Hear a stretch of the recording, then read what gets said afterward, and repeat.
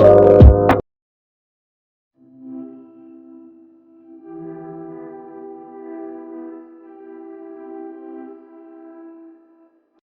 Friends, welcome back to my channel. எல்லாரும் எப்படி இருக்கீங்க?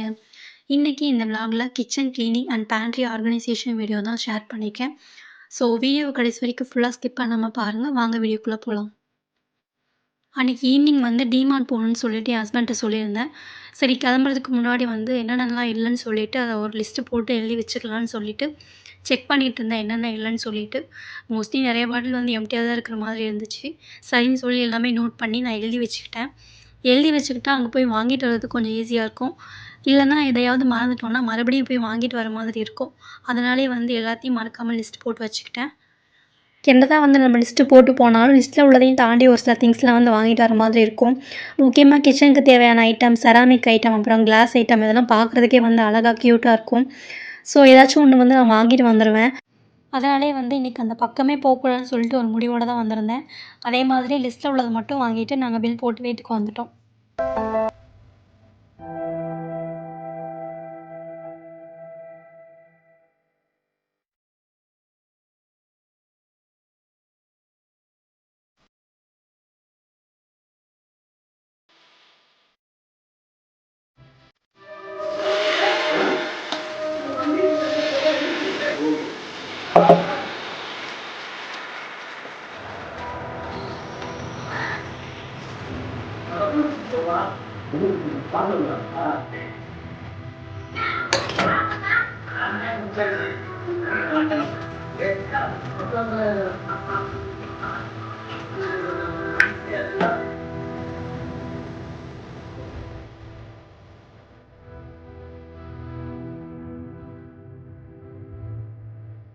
பிரேக்ஃபாஸ்ட் செஞ்சு சாப்பிட்டு முடித்த உடனே வந்து நான் க்ளீனிங் வேலையை வந்து ஆரம்பிச்சிட்டேன். ஏன்னா க்ளீன் பண்ணிவிட்டு ரீஃபில் பண்ணால் தான் மதியம் வந்து என்னால் சமைக்க முடியும். அதுக்குள்ளேயே வந்து எல்லாம் க்ளீன் பண்ணி ஆர்கனைஸ் பண்ணணும்னு சொல்லிட்டு எல்லாமே வந்து எடுத்து வச்சுட்டு இருந்தேன்.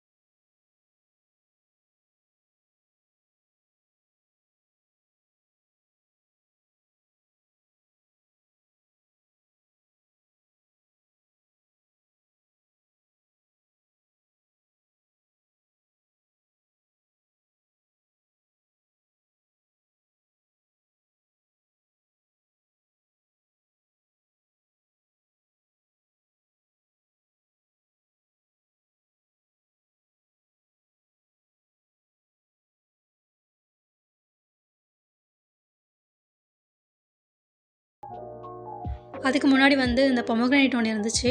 அதை ஃபுல்லாக கட் பண்ணி அதை என் ஹஸ்பண்டுக்கும் நானும் பாதி பாதி எடுத்துக்கிட்டோம்.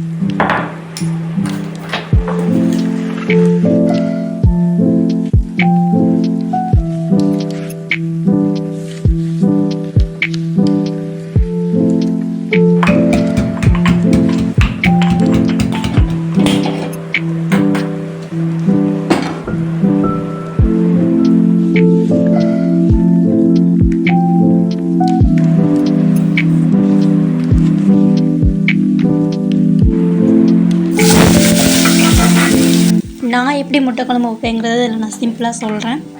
ஆயிலில் கொஞ்சம் கடுகு, அப்புறமா ஒரு பட்டை, 2 பெரிய வெங்காயம் வந்து சின்ன சின்னதாக கட் பண்ணி சேர்த்துக்கோங்க. கூடவே வந்து ஒரு கொத்து கருவேப்பிலை சேர்த்துக்கோங்க. தக்காளி சேர்க்குறதுக்கு முன்னாடி வந்து 1/2 ஸ்பூன் வந்து ஜிஞ்சர் கார்லிக் பேஸ்ட் சேர்த்துக்கோங்க.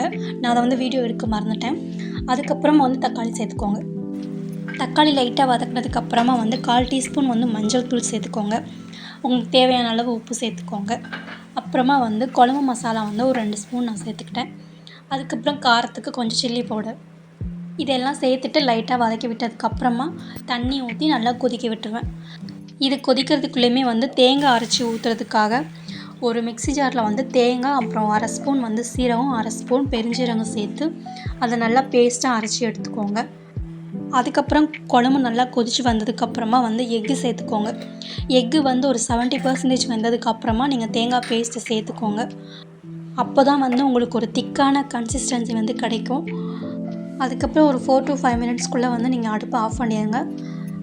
லாஸ்ட்டாக உங்ககிட்ட இருந்தால் கொத்தமல்லி கொஞ்சம் சேர்த்துக்கோங்க, கொஞ்சம் வாசனையாக இருக்கும்.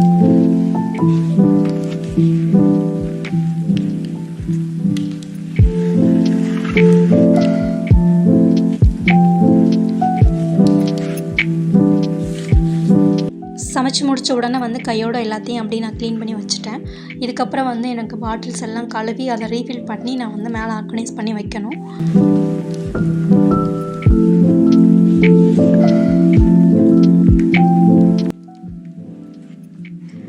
என் ஹஸ்பண்டை சாப்பிட கூப்பிட்டா அவங்க வந்து மீட்டிங் இருக்குது, லேட் ஆகும்னு சொல்லிட்டாங்க.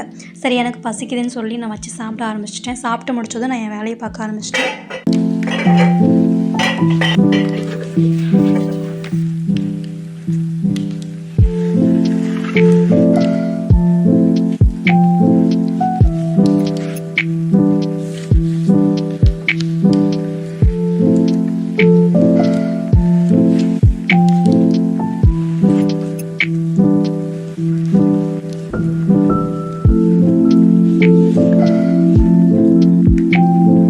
எல்லா பாட்டில்ஸுமே கழுவி அதுக்கப்புறம் ஒரு கிளாத் வச்சு எல்லாத்தையும் நல்லா தொடச்சிட்டு ஃபேன் காற்றுலேயே நான் அப்படியே காய வச்சுட்டேன். காய வச்சுட்டு அதுக்கப்புறமா நம்ம ரீஃபில் பண்ணால் தான் வந்து எல்லாம் கொஞ்சம் நாளைக்கு அப்படியே கெடாமல் இருக்கும். ஈரமாக அப்படியே ரீஃபில் பண்ணால் பூச்சி ஏதாவது வந்துடும். ஸோ அதனால் எல்லாத்தையும் அப்படியே நான் காய வச்சுட்டேன். எல்லா பாட்டில்ஸுமே கழுவி ஒரு துணி வச்சு தொடச்சி அதுக்கப்புறம் காய வச்சதுனால வந்து சீக்கிரமாகவே காஞ்சிருச்சு. நானும் போய் அதுக்குள்ளே குளிச்சுட்டு வந்துட்டேன்.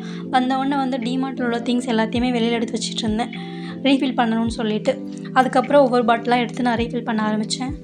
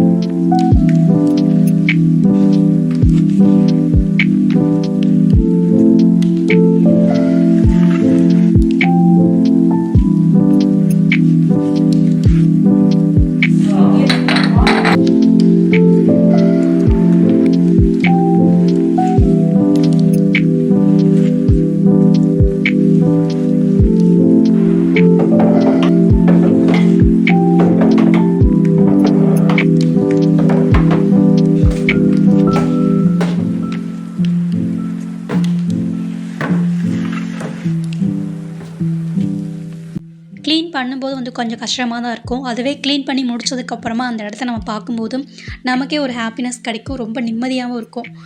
நீங்களும் இதை ஃபீல் பண்ணியிருந்தீங்கன்னா கீழே கமெண்ட் பண்ணுங்கள், நானும் தெரிஞ்சுக்கிறேன். ஃபைனலாக எப்படி இருக்குன்னு சொல்லிட்டு வீடியோவில் காட்டியிருக்கேன். ஸோ கடைசி வரைக்கும் ஃபுல்லாக பாருங்கள். உங்களுக்கு இந்த வீடியோ பிடிச்சிருந்தா இந்த வீடியோக்குள்ளே ஒரு சின்ன லைக் கொடுத்துட்டு மறக்காமல் நம்ம சேனலை சப்ஸ்கிரைப் பண்ணிடுங்க. இதே மாதிரி வேற ஒரு வீடியோவில் வந்து உங்களை மீட் பண்ணுறேன்.